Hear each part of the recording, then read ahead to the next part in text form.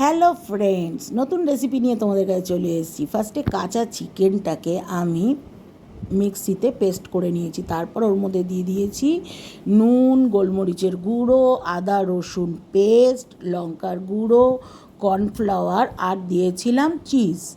এই চিজটা কিন্তু ফ্যাটলেস, কেননা আমরা এখন সবাই শরীর সচেতন। তো এটাকে দেওয়ার পর ভালো করে চটকাই পটকাই করে মেখে নিয়েছিলাম। তারপরে দিয়েছিলাম অরিগ্যানো। এটা আমরা পাস্তায় দিয়ে থাকি, তো আমি এখানে অরিগ্যানো ইউজ করলাম।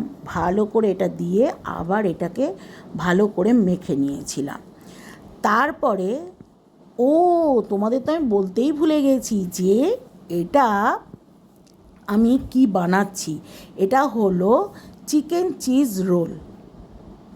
আচ্ছা, তারপরে কি করলাম, ফিশ ফিঙ্গারের মতন আকারের শেপটা দিয়ে আমি কর্নফ্লাওয়ারের মধ্যে একটু মাখিয়ে আমি এগুলোকে লম্বা লম্বা আকারে করে এগুলো কিছুক্ষণ সব যখন হয়ে গেল করা, তখন আমি সবগুলো ফ্রিজে ঢুকিয়ে দিলাম। আমি 2 ঘন্টা মতো রেখেছিলাম। তোমরা যখন করছো তখনও ভেজে খেতে পারো, কিন্তু একটু ফ্রিজে রেখে দিলে সেটা ভালো হয়। তারপরে ব্রেড ক্রাম্ব তৈরি করতে হবে।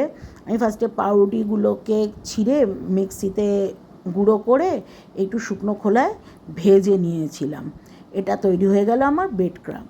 এবার ডিম ফাটিয়ে ওটা একটু ফেটিয়ে ওর মধ্যে নুন আর গোলমরিচের গুঁড়ো দিয়ে চিকেন রোলটা ওর মধ্যে ডুবিয়ে ব্রেড ক্রাম্বের মধ্যে লাগিয়ে ওটা আমি এক এক করে রেখে দিয়েছিলাম। এক এক করে যখন সবগুলো করা হয়ে গেল, আমি আবার 1 ঘন্টা মতন কিন্তু ফ্রিজে রেখেছিলাম এটা, তাহলে জিনিসটা মচমচা হবে খেতে।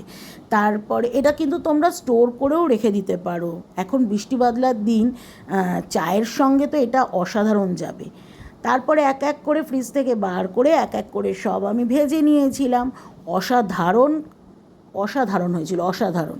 তো যাই হোক, তারপরে আমি এটা সার্ভ করে দিলাম। স্যালাড সুন্দর করে প্লেটিং করে ওর মধ্যে মেয়োনিজ আর টমেটো সস মিক্সড করে আমি পরিবেশন করে ফেললাম।